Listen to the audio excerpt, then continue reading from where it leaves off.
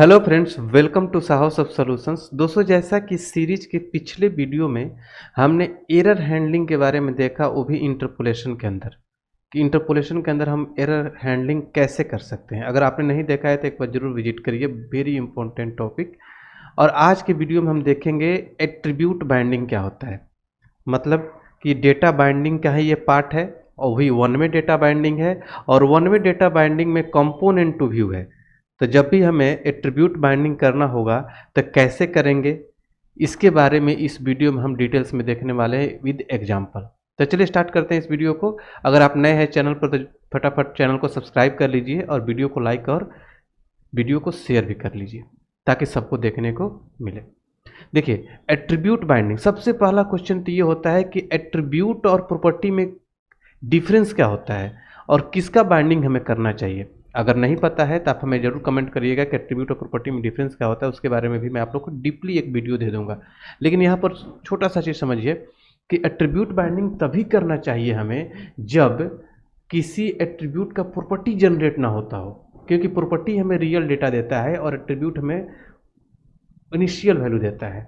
ठीक है, लेकिन कुछ ऐसे एट्रीब्यूट होते हैं जिनका प्रॉपर्टी जनरेट ही नहीं होता, इसलिए हमें वहाँ पर एट्रीब्यूट बाइंडिंग ही करना पड़ता है। जैसे कोल स्पैन, रो स्पैन, कोल स्पैन, रो स्पैन ऐसे एट्रीब्यूट हैं जिनका प्रॉपर्टी नहीं बनता, इसलिए हमें इसका एट्रीब्यूट बाइंडिंग करना पड़ता है। नहीं तो सारे जितने भी प्रॉपर्टी हैं सबका प्रॉपर्टी बाइंडिंग करना चाहिए। एट्रीब्यूट बाइंडिंग ना के बराबर करना होता है। एट्रीब्यूट बाइंडिंग उसी करें जैसे कोल स्पैन हो गया, रो स्पैन। जब हमें किसी टेबल के कॉलम को मर्ज करना होता है तो हम कोल स्पैन करते हैं। जब किसी टेबल के रो को मर्ज करना तो रो स्पैन करते हैं। तो रो स्पैन और कोल स्पैन ऐसे एट्रीब्यूट हैं जिनका डोम में प्रॉपर्टी नहीं बनता, इसलिए हमें इसका एट्रीब्यूट बाइंडिंग करते हैं। और इसका सिंटेक्स डिफरेंस होता है, हमें बताना होता है एट्रा डॉट कोल स्पैन, इस तरीके से लिखते हैं, तब इसका एट्रीब्यूट बाइंडिंग होता है। इसका एग्जाम्पल करेंगे तो और भी आपको बेहतर तरीके से समझ में आएगा। लेकिन हमेशा ध्यान रखिएगा कि जब भी हमें प्रॉपर्टी के साथ काम करना हो तो प्रॉपर्टी बाइंडिंग ही करिएगा। एट्रीब्यूट बाइंडिंग कोल स्पैन, रो स्पैन जैसे एट्रीब्यूट के केस में करना होता है। तो चलिए देखते हैं एग्जाम्पल, तब आप लोग को और भी अच्छे से समझ में। तो देखिए, ये वही प्रोजेक्ट है जहाँ पर हमने पिछले वीडियो में एग्जाम्पल किया था। तो यहाँ पर हम क्या करते हैं, सपोज करिए कि हमारे पास एक टेबल है। टेबल को हमने इसका बॉर्डर सेट कर दिया, 1 लिख दिया, ठीक है। और यहाँ पर हमने टी आर लिया, एक टी डी लिया, और यहाँ पर लिख दिया मैंने एम्प्लॉय डिटेल्स लिखा, ठीक है। और यहाँ पर मैं टी आर बना रहा हूँ, T R T D first name, दिखाता हूँ कि कहाँ पर हमें नीड होता है कोल स्पैन और रो स्पैन करने का, तब उसका हम बाइंडिंग करेंगे, ठीक है। तो यहाँ पर हम लिख दिया चंदन, फिर एक और टी आर हमने लिया, टी डी लास्ट नेम, एक टी डी लिया सिंह, फिर हमने टी आर लिया, T D gender, T D mail.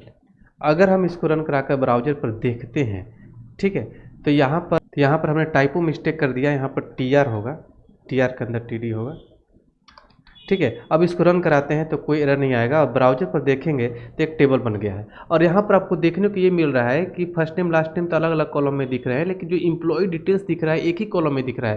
तो ये क्या होना चाहिए, हेडर होना चाहिए, मतलब दोनों में मर्ज होकर आना चाहिए, तब एक परफेक्ट टेबल बन के आएगा, ठीक है। तो इसको क्या होना चाहिए, यहाँ पर दोनों कॉलम को मर्ज होकर बीच में दिखना चाहिए, ताकि ये तो हेडर है।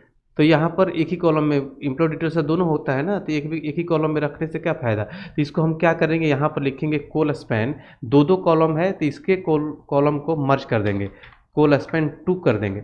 तब क्या हो गया, अगर यहाँ पर 3 कॉलम होता 3 लिखते, ठीक है। तो अभी क्या हो जाएगा, मर्ज हो जाएगा। अब देखिए कितना अच्छा दिखने लगा, ठीक है। लेकिन हमने जो यहाँ पर 2 लिखा है ये स्टैटिक हो गया, ये बाइंडिंग नहीं हुआ।